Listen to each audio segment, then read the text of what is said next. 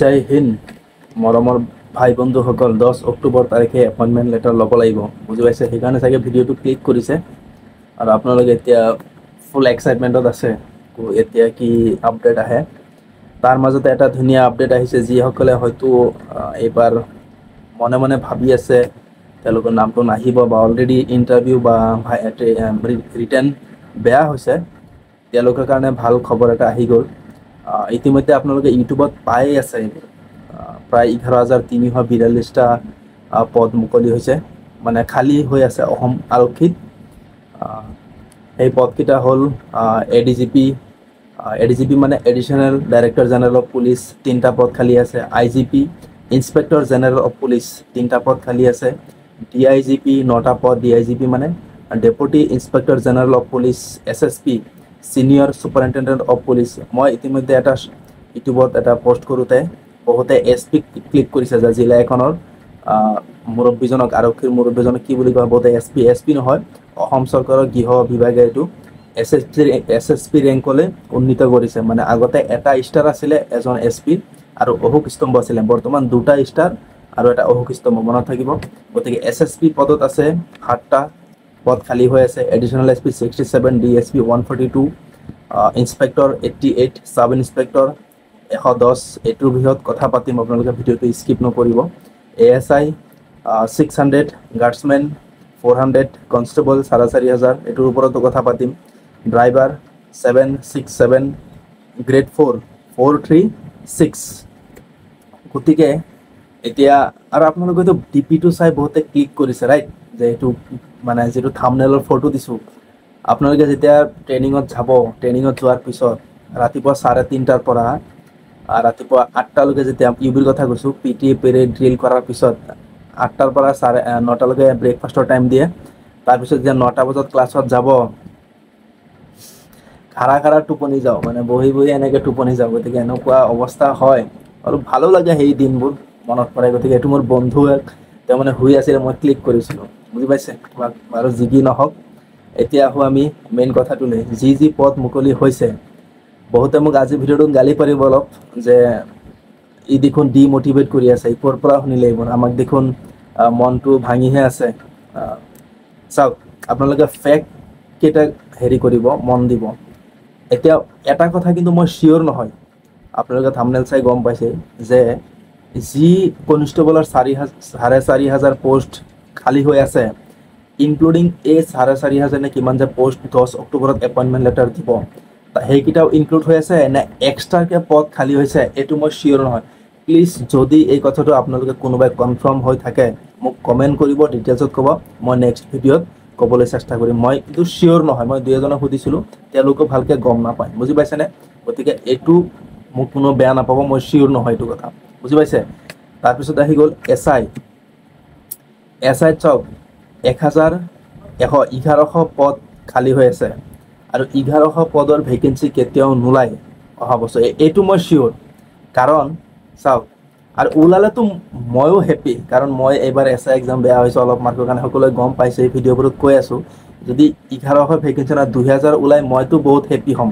কিন্তু ফেক্ট হিচাপে মই কওঁ কাৰণ আপোনালোকে তেতিয়া গম পাব কেতিয়াবা আপোনালোকে শুনিছে নেকি যে এডিজিপি ৰেংকত ভৰ্তি হৈছে কোনোবা মানুহ বা এছপি ৰেংকত ডাইৰেক্ট ভৰ্তি হৈছে এআইজিপি ৰেংকত ভৰ্তি হৈছে বা এডিশ্যনেল এছপিত কোনোবা মানুহ ভৰ্তি হয় নেকি ডাইৰেক্ট কেতিয়াও ভৰ্তি নহয় তেওঁ ক'ত ভৰ্তি হয় ডিএছপিত ভৰ্তি হয় তাৰপিছত এডিশ্যনেল এছপিত যায় কথাটো গম পাইছেনে কি কৈ আছোঁ মই ঠিক তেনেকৈ ইন্সপেক্টৰ ৰেংকৰ অফিচাৰৰ কেতিয়াবা ডাইৰেক্ট ভৰ্তি হয় জানো নহয় কেনেকৈ হয় প্ৰথমতে এছআইত যাব লাগে তাৰপিছত ইন্সপেক্টৰ হয় ঠিক তেনেকৈ এএছআই ৰেংকৰো ভৰ্তি নহয় 600 পোষ্ট খালী হৈ আছে গতিকে কনষ্টেবলৰ পৰাই হ'ব গতিকে বুজি পাইছেনে কথাটো মোৰ ফিল হৈছে যে সাব ইন্সপেক্টৰৰ ভৰ্তি ইমান নহয় যিহেতু যোৱা বছৰ ডিপাৰ্টমেণ্টেল এক্সাম হৈছে মানে যিসকলৰ চাকৰিৰ এটা এজ থাকে এইটো এজ হোৱাৰ পিছত এটা প্ৰচেছ থাকে তাৰপিছত 500 নে 600 সাব ইন্সপেক্টৰৰ এক্সাম হৈছে ডিপাৰ্টমেণ্টেলি তাৰপিছত ভৰ্তি হৈছে ঠিক তেনেকৈ ইন্সপেক্টৰ এছআই যিসকল থাকে তেওঁলোকৰ ডিপাৰ্টমেণ্টেল কিবা এক্সাম হয় তাৰপিছত ইন্সপেক্টৰ ৰেংক পায় এছআইৰ পৰা ঠিক তেনেকৈ এডিশ্যনেল এছপিৰো থাকে ডিএছপিৰ পৰা এডিশ্যনেল এছপি পায় তাৰপিছত এছপি পায় তাৰপিছত তেনেকৈ ৰেংকবোৰ এনেকৈ গৈ থাকে বুজি পাইছেনে কিন্তু কনষ্টেবলটো ডাইৰেক্ট ভৰ্তি হ'ব পাৰে আৰু মই হেপ্পী হ'ম যদি এছআইটো মই অলৰেডি ক'লোঁ 11 পোষ্ট ওলায় বা আৰু এটা কথা পোষ্ট 1100 ওলাক 100 ওলাক আপুনিতো ইণ্টাৰভিউ দিব মইতো ৰিটেন দিম মইতো বহি নাথাকোঁ 100 পোষ্ট ওলালে হ'বলা কোনোবা বহি থাকিব যে পৰীক্ষা নিদিওঁ 100 পোষ্ট তেনেকুৱাতো কোনেও নকৰে গতিকে এইটো আপোনালোক মই ডিমোটিভেট কৰা নাই বা নিজেও মই ডিমোটিভেট নহওঁ যে 50টা পোষ্টটো ওলাই এছাৰ মইতো এক্সাম দিম ভালকৈ বুজি পাইছেনে ঠিক তেনেকৈ 1100 পোষ্ট নোলালেও ইমানগাল পোষ্ট খালী হৈ আছে যদি পদ যদি খালী হৈ আছে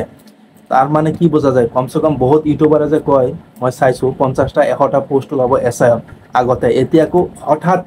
তেওঁলোক মানে ইউ টাৰ্ণ লৈ লৈছে এতিয়া কৈ আছে আকৌ 1100 পোষ্ট ওলাব মই সেইকাৰণে ভিডিঅ'টো বনাই আছোঁ হঠাৎ ইউ টাৰ্ণ যে লৈ লৈছে 1100 পোষ্ট নোলায় এছাই মই আগত এটা ভিডিঅ'ত আপোনালোকে কৈছোঁ যে 300 প্লাছ বা 250 প্লাছ ভেকেঞ্চি ওলাব ডিপাৰ্টমেণ্টেলি যদি ল'ব 500 বা 600 700 300 বা 350 ল'ব ডাইৰেক্ট ভৰ্তি এছাই মোৰ কথাটো আপোনালোকে গম পাইছেনে মই কি ক'ব বিচাৰিছোঁ গতিকে ইউ টাৰ্ণ লোৱা মানুহবোৰৰ নহয় মোৰ কথাখিনি আপোনালোকে ভালকৈ শুনিব আৰু কোনো ডিমোটিভেট নহ'ব মোক গালি নাপাৰিব গতিকে কথাখিনি ভালকৈ বুজি পাইছেই আৰু কনষ্টেবলৰ ভৰ্তি অহাবাৰটো ওলাবই চাওক 2100 ভৰ্তি ওলাইছিলে যোৱাবাৰৰ আগৰবাৰ ভৰ্তিটো হৈছে আপোনাৰ বন্ধুৱেতো আপোনাৰ লগতে পাই গ'ল গতিকে আপুনিও ডিমোটিভেট নহ'ব 4500 ভেকেঞ্চি ওলাব আপুনি ভাবি লওক 1000 ওলাব মোৰ কথাটো বুজি পাইছেনে লাগিলে 2000 ওলাক আপুনিতো ইণ্টাৰভিউ দিব আপুনিতো ৰানিং কৰিব আপুনিতো পঢ়ি আছে গতিকে এইবোৰ ভাবি লাভ নাই আৰু এনে ফেক নিউজ কিছুমান উৰা বাতৰি মই কি বুলি ক'ম আপোনালোকক মই আগতে এইবোৰ বহুত ইউটিউব চাইছিলোঁ ইউটিউব চাইছে মাথাটো বেয়া হৈ গৈছিল আমাৰ ঘৰতেই মই আৰু দাদাটো একেদিনা চাকৰি কৰিছোঁ আপোনালোকে গম পায় আমাৰ মাথা বেয়া হৈ গৈছিলে মানে উৰা বাতৰি শুনি বুজি পাইছে এইবোৰ উৰা বাতৰি বাদ দিয়ক এতিয়া কথাটো যদি আমি চামাৰি কৰোঁ যিকেইটা ভেকেঞ্চি আছে আশা কৰোঁ সবকেইটা অহাবাৰ ওলাব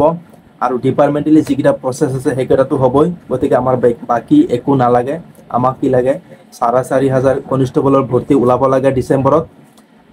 ড্ৰাইভাৰ ওলাব লাগে গ্ৰেড 4 ওলাব লাগে এছআইৰ 1100 নহ'লেও 300 বা 400 পোষ্টটো আমি এক্সপেক্ট কৰিব পাৰোঁৱেই গতিকে বেকগ্ৰাউণ্ড আৱাজটো ইগন'ৰ কৰিব এএছআই যিবোৰ ডিপাৰ্টমেণ্টেল এক্সাম হয় যদি কোনো মোৰ পুলিচ ভাই বন্ধুৱে মোৰ ভিডিঅ'টো চাই আছে ডিপাৰ্টমেণ্টেলি এক্সামো সোনকালে হওক 3 বছৰ 4 বছৰ যিটো নেকি চাকৰি হোৱাৰ পিছত ডিপাৰ্টমেণ্টেল এক্সাম হয় সেইটো সোনকালে হওক আৰু আমি যাতে প্ৰমোশ্যন ল'ব পাৰোঁ গতিকে আপোনালোকে সোনকালে আহক 3 বছৰ চাকৰি কৰক এএছআই এক্সাম দিয়ক অলপ দিন পিছত এছআই এক্সাম দিয়ক প্ৰমোশ্যন লওক আৰু আপোনালোকে যি কমেণ্ট কৰে মই সব কমেণ্ট পঢ়োঁ সব কমেণ্টৰ মোৰ তাত স্ক্ৰীনশ্বট আছে প্ৰত্যেকৰে ভিডিঅ' আহিব আৰু এইটো মোৰ এজনে কমেণ্ট দিছিলে কিমান দূৰ সঁচা বুলি এইটো মানে হেৰিটো ভেকেঞ্চিটো পোষ্টকেইটা খালী আছে সঁচা কথা কিন্তু যিটো প্ৰচেছ এই প্ৰচেছকেইটা আপোনালোকক মই বুজাই দিছোঁ ঠিক আছে থেংক ইউ জয় হিন্দ